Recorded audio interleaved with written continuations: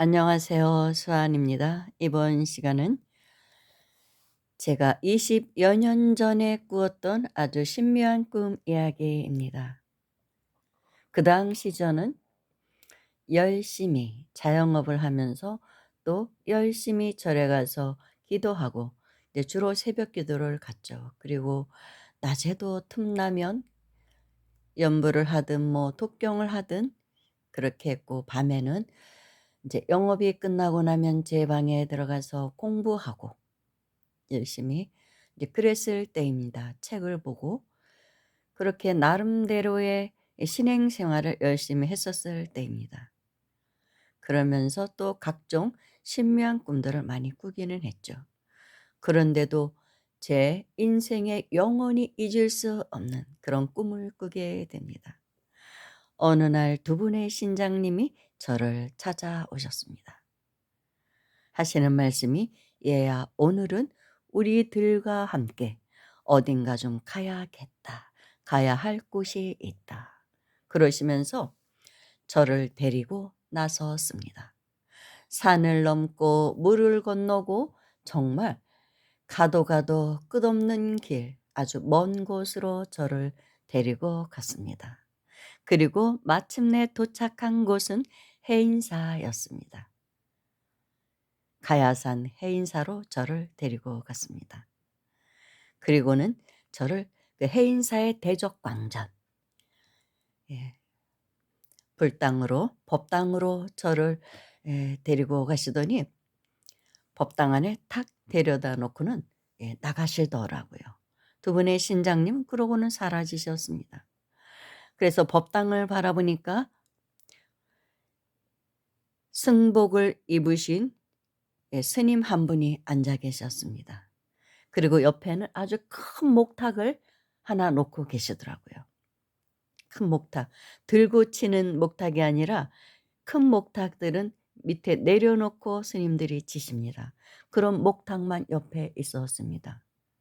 그래서 왜 날 여기다 데려다 놓으셨지? 이제 그런 생각을 했죠. 그런데 갑자기 그 스님이, 앉아 계신 스님이 저에게 호통을 치시는 것입니다.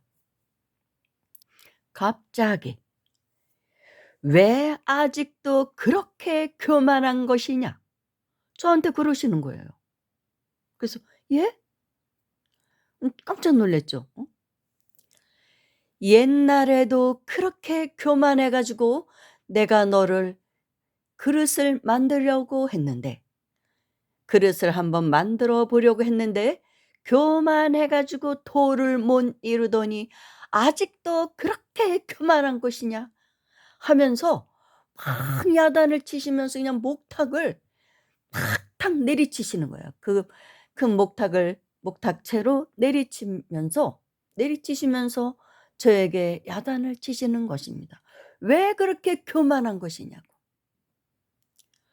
그래서 저는 깜짝 놀라 가지고, 너무 놀라 가지고 '아니 왜 저한테 그러세요?'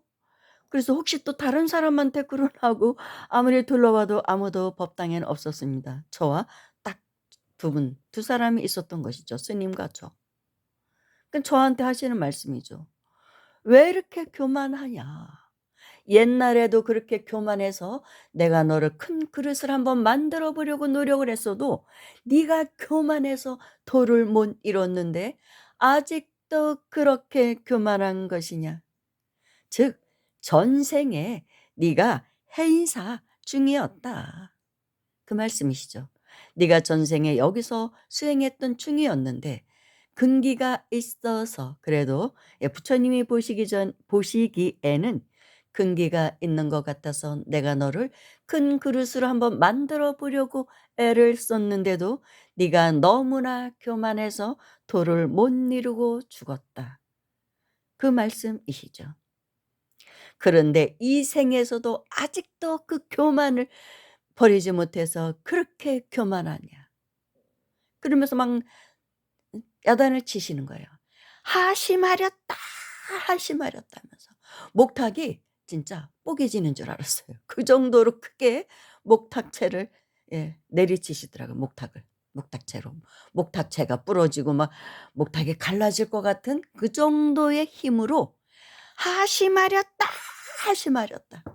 그러면서 저를 야단을 치셨습니다. 그래 가지고 막 너무 무서워 가지고 "어머 저한테 왜 그러세요?" 하면서 제가 법당을 뛰쳐나왔습니다. 법당을 뛰쳐나왔는데 뛰쳐나와서 인제 막 이제 집으로 돌아가려고 마당을 막 뛰어가면서 또 순간적으로 하나의 장면이 보이는데 제가 절에서 공양주하고 있는 모습이더라고요. 수많은 사람들이 앉아 있고 제가 그분들에게 밥을 해서 나르는 꿈을 꾸었습니다. 그러고 깨어났어요. 그래서 '이건 또 뭔 꿈이야. 뭔 또 이런 신비한 꿈이 있는가. 내가 전생에 해인사의 중이었다는 것일까? 그때 중노릇을 잘못했다는 것일까? 그래서 이 생에 여자 몸을 받아서 요렇게 고생하고 있나?'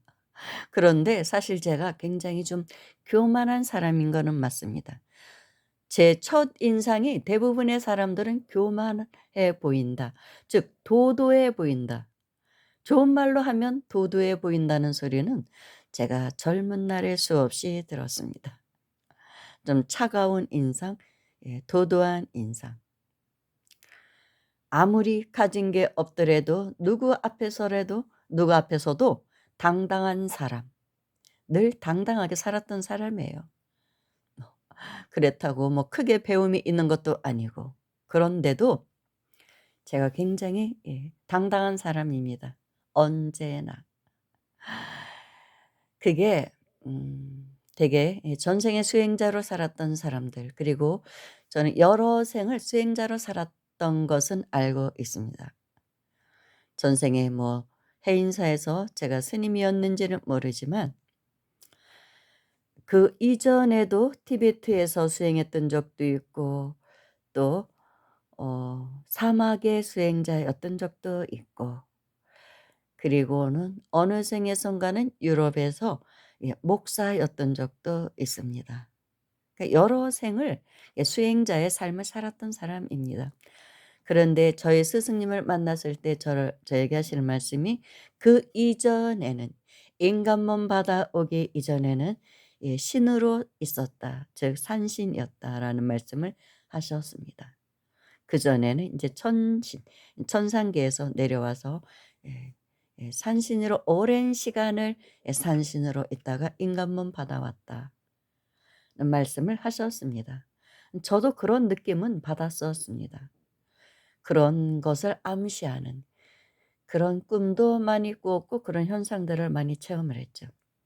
그런데 저희 스승님이 그래서 이 신과였던 사람들은 굉장히 쥐뿔도 배운 거 없고 가진 것도 없고 뭐 인물도 없고 어쩌고 저쩌고 할 수도 하더라도 굉장히 당당한 것이 보편적으로 그래요. 제가 그동안 수많은 사람을 만나서 터득한 게 그것입니다. 신과들을 많이 만났습니다. 사찰에 가면 신이었다 임금은 받아온 사람들이 많습니다. 수행자 중에는 굉장히 그런 사람들이 많아요. 그런데 굉장히 당당해요. 언제나 당당합니다. 특징이에요. 그게 특징. 그런데 또 그런 사람들은 파란만장합니다. 전생에 신이었을 때 넙죽넙죽 공양물 받아먹은 그 또 빚을 갚아야 하고 완벽하게 깨닫기 전에는 그것이 다 빚이 되거든요. 그리고 보살행을 하면서 그 빚을 갚아야 되고 신이었던 사람들이 인간몸 받아온 이유는 보살행을 하기 위해서 온 것입니다. 그래서 보살행을 통해서 복을 짓고 많은 사람들을 진리의 길로 인도하고 그러므로 해서 다시 등급을 올려서 올라가기 위한 것이죠. 다시 천상계로 가기 위한 하나의 과정입니다. 그래서 제가 교만했던 과보로 이 생에 여자 몸을 받았다는 말씀을 저의 스승님께서는 해 주셨습니다. "네가 엄청 까불락거렸거든." 그렇게 말씀하시더라고요. 아는 소리는 엄청 많이 했고 이게 전생에 학생이었던 것 같아요. 이렇게 수많은 책을 제가 끼고 사는. 그런 꿈도 꾸었고 또 영적인 대보살님들이 몇 분이 저에게 그런 말씀하셨습니다. "전생에 스님이었는데 학승이었던 것 같다." 그 습이 남아서 이 생에도 제가 인제 공부하는 거 좋아하고 책 좋아하고 그랬던 것이죠. 그런데 불법을 만나기 전에는 인제 문학책 주로 인제 그런 소설책을 많이 읽었죠. 작가가 돼 보려고 그랬는데 그러다가 부처님 경전을 접하기 전보다는 그보다는 인제 부처님 경전을 접하기 전에는 먼저 접한 것은 스님들의 책이었습니다. 큰 스님들이 쓰신 그런 책들 많잖아요. 좋은 책들. 뭐 법정 스님이라든지 예를 들어 이제 그런 책들을 많이 읽으면서 완전히 이 진리의 세계에 빠지게 된 것이죠. 그러면서 인제 본격적으로 인제 경전도 접하게 되고 그러다 보니까 그 이후로는 일반적인 소설책 그런 것들이 시시해지더라고요. 사실 굉장히 많이 읽었거든요, 책을. 뭐 학교 다닐 때도 방학 때는 하루에 한 권씩 읽었어요, 책을. 하루에 한 권씩. 그렇게 독서광이었는데 그냥 뭐 그런 그런 책들이 좀 시들하더라고요. 그래서 인제 또 예 이쪽 진리에 대한 책, 영성계의 책들을 또 본격적으로 이제 수없이 읽기 시작한 것입니다. 그런데 제가 이제 해인사 신장님들의 꿈을 꾸고 나서 그 해에 여름 휴가 때 제가 해인사 가족들하고 해인사를 갔어요. 해인사 가서 1박 2일 동안 해인사에 있으면서 기도를 했습니다. 해인사 부처님 전에 가서 참회 기도를 했죠.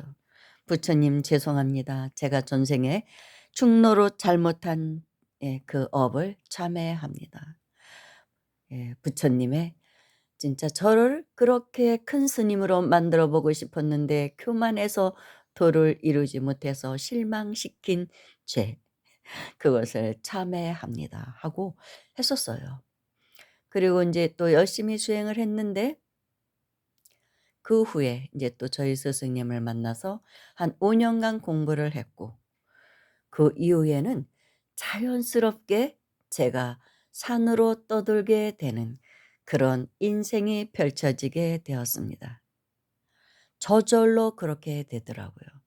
꼭 그렇게 해야겠다 생각을 했던 것은 아닙니다. 그리고 이제 그 당시 제 주변의 도반들 또 뭐 친척들이라든지 3 개월에 한 사람씩 세상을 떠나는 일을 제가 겪게 됩니다. 3 개월에 한 사람씩 죽더라고요. 그래서 너무나 깊은 그런 인생에 대한 그 좌절감 또 허무감 그것을 겪게 됩니다. 그래서 이제 50대 초에 그것을 겪게 된 거죠. 그러다 보니까 제가 인제 배낭을 메고 산으로 떠돌게 됩니다. 도대체 뭘까? 어느 날 갑자기 쓰러져서 죽은 도반들 뭐 이런저런 사람들 또 저희 집안에도 스님이 계셨는데 그 당시 또 그렇게 갑자기 쓰러져서 돌아가셨습니다. 젊은 나이에 50 대에. 그것을 보고 너무나 허무한 거예요. '도대체 이게 뭐지? 산다는 게 이게 뭔가? 그리고 정말로 우리는 어디서 와서 어디로 가는 것인가?'라는 깊은 의문을 갖게 되죠. 보다 깊게 갖게 된 것입니다. 그래서 산을 떠돌게 된 것이죠. 모든 상황이 저를 그렇게 내몰더라고요. 그래서 자영업 하던 것을 정리를 하고 산으로 들어갔습니다. 그리고 인제 봉사를 하기 시작했는데 그냥 무조건 산에서 요즘은 머물기는 힘들어요. 큰 대찰들을 가면 기도비 내고 뭐 일 주일 이상은 대부분 받아주지를 않습니다. 그래도 가면 100 일은 있어야 되잖아요. 그러면은 봉사하면서 있으라고 합니다. 한 달 이상 있으려면 절대로 그냥 받아주지 않더라고요. 워낙 많은 사람들이 오니까 7일 이상을 안 받아주는 걸로 알고 있습니다. 뭐 간혹 뭐 주지 스님 무슨 혹시 또 뭐 친인척이라도 되면 또 그 백으로 모르겠어요. 뭐 그런 경우도 있을 수는 있겠죠. 그렇지만 기본적으로 방사가 부족하고 그러니까 또 봉사자는 부족하고 하니까 "봉사하면서 기도해라." 그럼 일석이조 아니냐. 기도비 안 내고 봉사하면서 하면 복도 짓고 얼마나 좋으냐. 막 이렇게 꼬드깁니다. 절에 가면 막 그래요. 사무장들이 그렇게 하라고. "보살님 그렇게 하면서 하세요." 그래서 그럼 그렇죠 뭐." 뭐 이렇게 하고 인제 제가 봉사하면서 일을 하게 된 것이죠. 기도하고 수행을 한 것입니다. 그래서 수많은 도인들을 만나고 수행자들을 만났던 것이죠. 그랬던 그 자료들이 남아서 그러면서 인제 노트북은 갖고 다녔습니다. 그때마다 글을 써 놓고 저장해 놓고 기록을 한 것이죠. 제가 이런 방송을 할 수 있는 그런 동기가 된 것입니다. 모토가 된 것이죠, 그런 것들이. 그런데 절에 가면 대부분 봉사를 하면 공양간으로 들어갑니다. 공양간이 가장 손이 딸리거든요. 사람 구하기도 가장 힘든 곳이 공양간입니다. 그리고 가장 오래 직원들이 머물지 않고 떠나는 곳이 또 공양간이에요. 힘드니까. 큰 사찰에 가 봐요. 하루에 뭐 1,000명, 2,000명도 옵니다. 관광 사찰 가면. 난리가 아니에요, 시즌에는. 뭐 이제 성지순례 온 사람들 그런 물론 이제 관광만 온 사람들에게는 이제 식사 제공은 하지 않습니다. 이제 성지순례 오신 분들에게 이제 식사 제공을 하죠. 시즌에는 장난이 아니에요. 몇천 명이 왔다 가기도 합니다, 하루에. 그 사람들 밥을 해 줘야 되는 그 공양가는 늘 예 손이 딸리게 돼 있어요. 그래서 이제 그쪽으로 투입이 됩니다. 어떤 때는 제가 공양주가 감당이 안 되죠. 제가 뭐 본격적으로 살림을 하고 산 사람도 아니고 그래서 종무실에 뭐 사람이 필요하다 그래서 봉사자를 종무실에 모집한다는 그런 사찰넷의 광고를 보고 종무실에서 일해 보려고 가면요. 며칠도 안 가요. 며칠도 안 가서 공양주 중에 한 분이 아파서 퇴사를 합니다. 산을 내려가든지 뭐 쓰러져서 병원에 실려가든지 그런 것을 이제 보게 됩니다.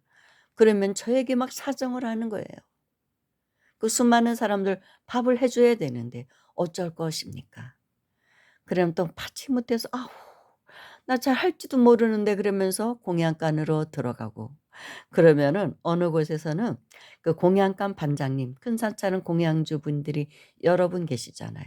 제 얼굴을 보고 막 그냥 사무장한테 가서 막 따지고 뭐 그랬다고 합니다. "아니 어떻게 저런 사람을 공양간으로 보내냐. 설거지도 하나 못하게 생겼다." 쌀이라고는 씻어 본 적도 없게 생겼는데 제가 인제 체격이 작아요. 작고 얼굴이 좀 얼굴도 작고 피부가 하얗고 뭐 좀 곱게 생겼다는 얘기를 많이 들었습니다. 그리고 손도 굉장히 작아요. 애기 손이에요. 그러다 보니까 쌀 한 번 안 씻은 사람처럼 보이는 거예요. 외모도 좀 곱게 생기고 하다 보니까 고생 한 번 안 하고 산 사람인 줄 압니다. 근데 사실 그렇지는 않거든요. 저도 만고풍상을 다 겪은 사람입니다. 사연이 많아요 저도.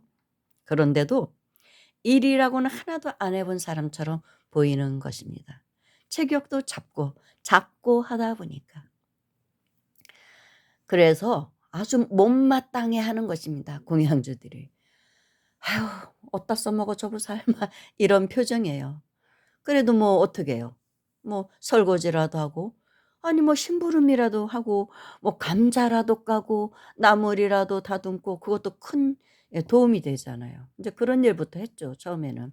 나물 다듬고 설거지하고 밥 뭐 상 나르고 서빙하고 뭐 이런 일을 했는데 그래도 보니까 보기보다는 '제법 잘하네.' 그런 소리 들었죠. 그리고 전 부치는 거 그런 걸 주로 시킵니다. 전 부치는데 시간이 많이 걸리잖아요. 제가 전 잘 부치거든요, 전을 좋아하기 때문에. 그래서 인제 전 부치고 그래서 이렇게 쳐다보면 '어 그래도 뭐 하긴 하네.' 뭐 이런 그러면서 예 공양주의를 저절로 하게끔 저를 그렇게 만들더라고요. 그래서 너무나 그렇게 힘들어서 한 100 일간 처음에는 사찰에 있다가 내려와서 제 친구가 제가 그냥 빼짝 말렸죠. 너무나 힘드니까 사찰을 그 공양주일이. 그래서 이번에는 그러면 이제 조그만 암자 같은 데는 사람이 별로 없잖아요. 내가 아는 비구니 스님 암자가 있는데 돈을 차라리 내고 한 달 생활비를 내고 기도비를 내고 그 절에 머물면서 기도를 해 보라고 그러더라고요. 이제 머리가 복잡한 일도 있었고 자영업도 다 정리했을 이제 그럴 때고 그래서 예 인제 그 제 도반이 소개하는 사찰로 갔습니다. 그 비구니 스님 사찰 갔는데 아우 세상에 제가 가자마자요 공양주보살을 다음날 내보내는 거예요. 너무나 어이가 없더라고요. 그러면서 하시는 말씀이 저에게 "기도하러 왔으면 스스로 밥을 해 먹고 스님 공양을 지어 드리면서 기도를 해야 효과가 있지. 공양주가 해 주는 밥을 먹으면서 기도를 해 갖고 무슨 효과가 있느냐."는 거예요. 그렇게 말씀하시더라고요. 그 스님 한 분하고 저랑 둘이 살았거든요, 비구니 스님하고. 참 좀 어이가 없더라고요. 아니 생활비까지 내는데도 나보고 공양주 역할을 하라고? 그러면서도 제 꿈 생각이 나서 '아 나보고 공양주를 해야 될 내가 공양주를 해야 될 운명인가 보다. 어찌 이럴 수가 있나.' 싶으면서도 제가 아무 말을 안 했습니다. 그래서 제가 아무 소리 안 하고 인제 또 절이 어려워서 공양주 월급 주기가 어려우니까 이제 내보냈던 것도 있어요. '잘됐다. 젊은 보살이 하나 왔구나.' 공양주 하면서 예 인제 그런 생각도 있으셨던 것 같아요. 그리고 그렇게 해야 예 기도가 잘 된다는 것도 있고 어떤 또 무언가 신장님들이 그런 암시를 준 게 아닌가 뭐 그런 생각도 들어요. 아무튼 그래서 제가 그 절에서 예 3-7일 기도만 하고 왔습니다. 뭐 여러 가지 사정에 의해서 3-7일 기도만 하면서 예 스님 옷도 빨아 드리고 청소하고 법당 청소, 요사제 청소 밥 해 드리고 너무너무나 까다로운 입맛이 까다로운 예 그런 스님을 모시고 제가 20 일을 살고 내려왔죠. 그런 일도 있었어요. 그러면서 또 그다음부터는 제가 '아휴 내가 공양주를 해서 하심을 하려나 보다.' 이 교만 그러니까 솔직히 대부분 사찰에 가면 공양주를 좀 하찮게 여기는 예 풍토는 있습니다. 굉장히 귀한 존재이기는 하지만 특히 신도분들은 더 이렇게 공양주를 하찮게 보는 게 있습니다. 사찰 식구들은 공양주 구하기가 워낙 힘드니까 그래도 좀 귀하게 여기려고 하는데 신도님들은 솔직히 죄송한 이야기지만 공양주 하면 배운 것도 없고 돈도 없고 그냥 뭐 사연이 구구절절 그냥 그런 사람들이 남편도 없고 뭐 하여튼 뭐 그런 예 자식하고는 살기 싫고 뭐 이혼을 했다든지 여러 가지 사연에 의해서 산으로 들어온 사람들을 공양주로 알고 있어요. 그래서 공양주를 좀 하찮게 보는 예 경우는 많습니다. 그러다 보니까 예 그 하심을 하게 되는 거죠. 속에서 불이 막 올라오죠. 저처럼 자존심 강하고 나 잘난 예 그러 살았던 사람이. 그렇게 제가 좀 당당하게 살았던 사람이 공양주를 하면서 하찮게 보는 그 눈초리를 견뎌내려니 얼마나 힘들었겠습니까. 그 무시당하는 그 느낌에 그전까지는 누구에게도 예 무시당하고 살아본 적이 없는데 산에 들어가서는 정말 예 무시도 많이 당해 보고 그랬습니다. 속에서 그러다 보니까 한 곳에 오래 못 있고 속에서 불이 확 치솟으니까 '내가 왜 이러고 살아야 돼?' 그러면서 인제 또 뛰쳐나가 나가고 그러다가 또 저절로 또 산으로 또 들어가게 되고 집에 와 있다가 그러면서도 산에서 만나는 그 도인들 그들과의 대화가 너무나 좋았어요. 재미가 있더라고요. 또 그 재미에 또 달려가고 또 그러다 보니 뭐 여기도 가고 저기도 가고 해서 제가 이제까지 사찰 순례한 곳이 150 군데가 넘습니다. 물론 봉사만 한 것은 아니에요. 뭐 공양주만 한 것은 아니고 그냥 하루 이틀 정도는 기도만 하고도 갈 수 있으니까. 뭐 일주일 정도는 그렇게 한 곳도 많고 그날 갔다 그날 온 곳도 많고 사찰 순례로 150 군데가 넘습니다. 저도 참 못 말리는 사람이에요. 그리고 어느 날 꿈에서는 수많은 승복을 입은 스님들, 즉 부처님들이라고 볼 수 있죠. 저에게 법상에 올라가서 법문 좀 해봐라 그러시는 거예요. 그래서 어, 제가 무슨 법문을 합니까? 그랬더니 한번 해봐라. 우리가 한번 테스트 해보겠다. 그래서 할 수 없이 제가 법상에 올라가 앉아 있는 꿈도 꿨습니다. 법문 한번 해보라는 거예요.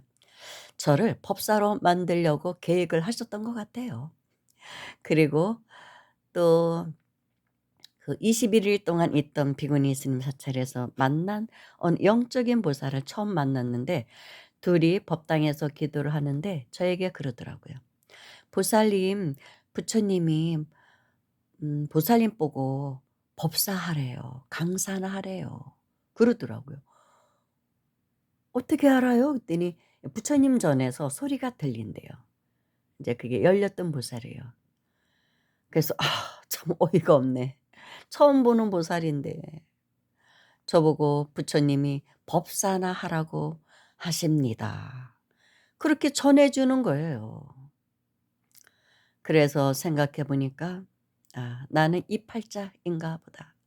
그래서 열심히 절에 살면서 글들을 블로그에 그 당시에는 올렸었죠. 10여 년간 블로그에 글을 썼습니다. 지금은 제가 비공개 설정해 놓고 이제 그걸 방송 자료로 3년 전부터 이제 방송을 해서 중복이 되고 또 그때 당시에 글을 썼을 때하고 생각은 많이 달라졌죠. 그래서 고쳐서 하는 것도 많습니다. 뺄 건 빼고 덧붙이고 그래서 예 글만 공개를 하면 혼동이 올 것 같아서 제가 글은 공개하지 않습니다. 지금 제가 개인적으로 써 놓은 글들은 공개하지 않는데 방송 자료로 써야 하기 때문에 방송을 할 때는 또 여러 자료들을 찾아서 예 덧붙이게 됩니다. 또 그런 것들이 필요하고 그렇고 또 그런데 방송할 생각은 안 했어요 사실은. 그런데 어느 날 제가 이제 '유튜브를 해 볼까.' 하는 그런 생각 본격적으로 어 법보시를 하려면 유튜브가 훨씬 편하죠. 조회수가 다릅니다. 블로그하고는 10배 이상의 차이가 납니다. 그래서 제가 '한번 해 봐야겠다.' 이런 생각을 했는데도 제가 워낙 컴퓨터 기술이 없어서 제 나이 60대 사람 여자들은 남자들도 그렇고 여자들도 그렇고 이런 컴퓨터 기술은 없죠. 그래서 망설이다가 어느 사찰에서 이제 일을 할 때 그냥 '내가 한번 방송을 한번 해 볼까.' 그런 생각을 했어요. 그래서 부처님 전에 그때 제가 인제 백일기도 중이었거든요. 그래서 제가 이제 "한번 유튜브를 해 보겠습니다." 하고 부처님 전에서 말을 했습니다. 그랬더니 그러고서 일 주일 후에 인제 백일기도가 끝났고 저절로 그렇다고 뭐 그 절을 나올 생각은 없었어요. 공부하기에는 좋은 사찰이었습니다. 그런데 저절로 제가 절에서 나오게 되더라고요. 인제 뭐가 또 인제 속에 인제 받쳤던 것이죠. 이 열나게 하는 그런 일이 있었던 것이죠. 제 자존심을 팍 긁는 일이 있으니까 '아유 내가 그만두지 뭐.' 인제 이런 생각이 들었던 것입니다. 그래서 그 사찰을 나와서 집에서 쉬면서 겨울에 2월 달이었죠. 쉬면서 이제 그때부터 인제 한번 쉬는 동안 제가 예 블로그를 인제 아니 그 유튜브를 만들었던 것이죠. 너무 힘들었어요. 할 줄 몰라 가지고. 그렇다고 해서 뭐 컴퓨터 잘하는 뭐 제 조카들이나 누굴 찾아가서 또 뭐 배우기도 싫고 혼자 끙끙끙 집에서 우리 집 도반도 같이 사는 도반도 컴퓨터는 좀 그래요. 그냥 기본적인 것만 하는 그런 수준이고 그래서 도움도 별로 받은 것도 없이 제가 열심히 예 유튜브를 만들어 왔습니다. 그래서 여기까지 온 것이죠. 그래서 생각해 보면 그렇게 제가 10여 년간 사찰을 떠돌면서 어 글을 쓰고 또 방송도 하게 만든 것이 바로 저를 또 일도 하고 공양주일만 했던 것은 아니죠. 절에 살다 보면 뭐 오만 일을 다 했죠. 제가 지게 지는 것만 안 해본 것 같아요. 니엇가드 끌고 뭐 정말 뭐 지게는 안 졌지만 자루를 메고 솔방울 주우러 다니기도 하고 땔감을 인제 구하기 위해서 온갖 일을 다 해 봤습니다. 정말 많은 일을 다 했는데 템플 스테이에 뭐 법당 일에 뭐 매점 일에 찻집 일에 그러면서 수많은 사람들을 겪게 되고 마주하게 되고 그러면서 겪었던 일들, 그것이 이 방송 자료, 글재료가 된 것인데 그것이 법계에서 저를 이렇게 이런 일을 하게 만들려고 계획했던 것 같아요. 그 설정을 그렇게 어쩌면 또 제가 전생에 이런 삶을 설정을 하고 왔다고 볼 수 있죠. 그래서 여기까지 온 것 같습니다. 오늘은 저의 이야기였습니다. 감사합니다.